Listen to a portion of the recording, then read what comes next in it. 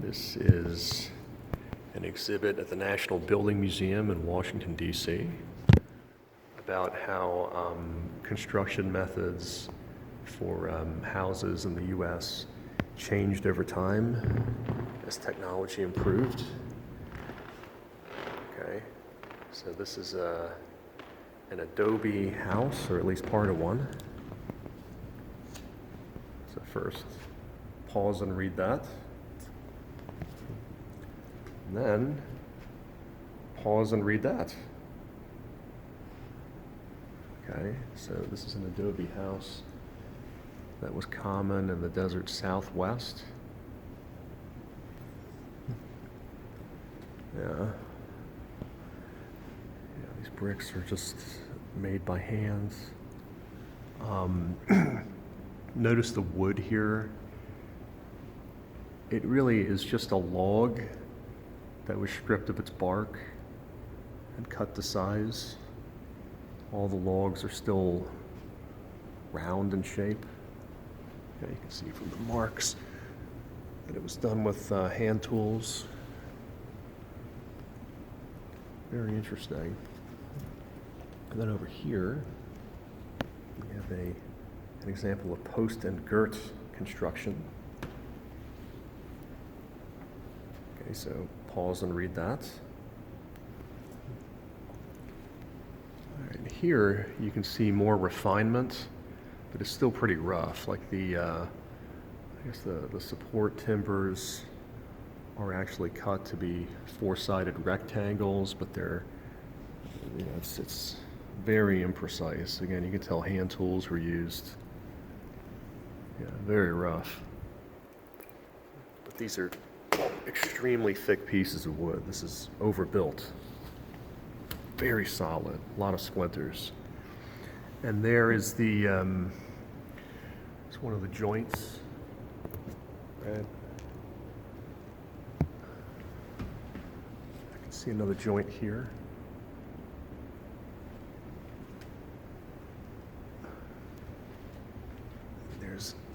That's a joint also. See that? Looks like these wooden pegs have been driven all the way through to, hammered through to keep those two pieces of wood together. See these just very rough, old-fashioned nails. Again, probably handmade.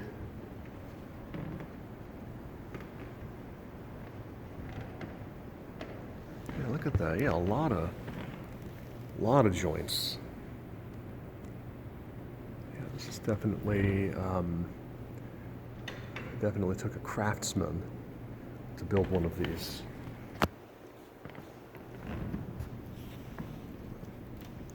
Look at the siding.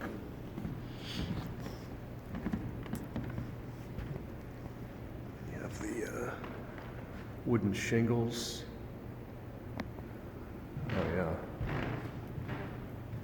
I'm just kind of struck by how long all the pieces of timber are.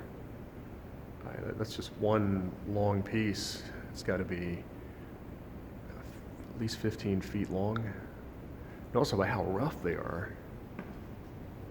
I'd be afraid of getting a splinter if I touched it. Okay.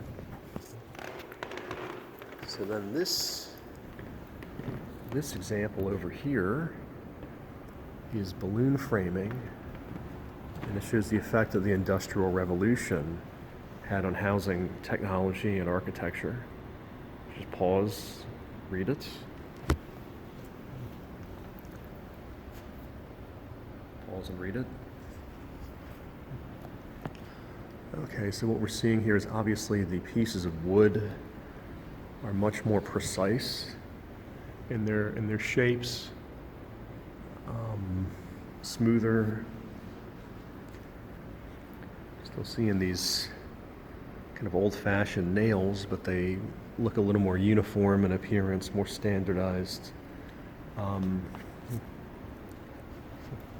Yeah, I don't know what you call these, but this is from definitely before the drywall era. If you go into an old house in the U.S., like something built even as late as the, I don't know, 40s or 50s, you'll find these, and then, yeah, they plaster over them. I know that took a lot of skilled labor.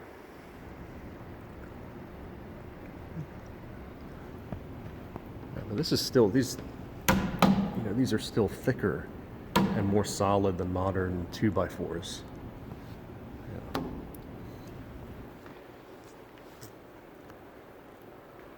You see there's like a slate roof. That's a bit old-fashioned, but again, this is still recognizable. You still, if you buy an American house that's older, you'll still commonly find this type of construction. And also notice the wood shingles. Okay, so now we get to the current standard. Platform frame. Pause and read it. Okay, pause and read it. Now it's interesting because it takes a minute to tell the difference between this and that. Okay, so first of all, we have drywall now. That's been invented. And we have screws. The use of vinyl. Yeah, the 2x4s are thinner now. And they're also shorter. So this 2x4 is maybe probably 2x4x8, 8 feet high. Then it terminates, and there's another joist made out of a 2x4, and then there begins the second floor of the house, right? Whereas over here, you have just single, very thick 2x4s that are, I mean, that's not a 2x4x8. That's like, man, that's got to be like 16 feet high. Just one piece of wood. Yeah, one piece of wood. Then there's, yeah, it doesn't terminate there. It's there's joinery.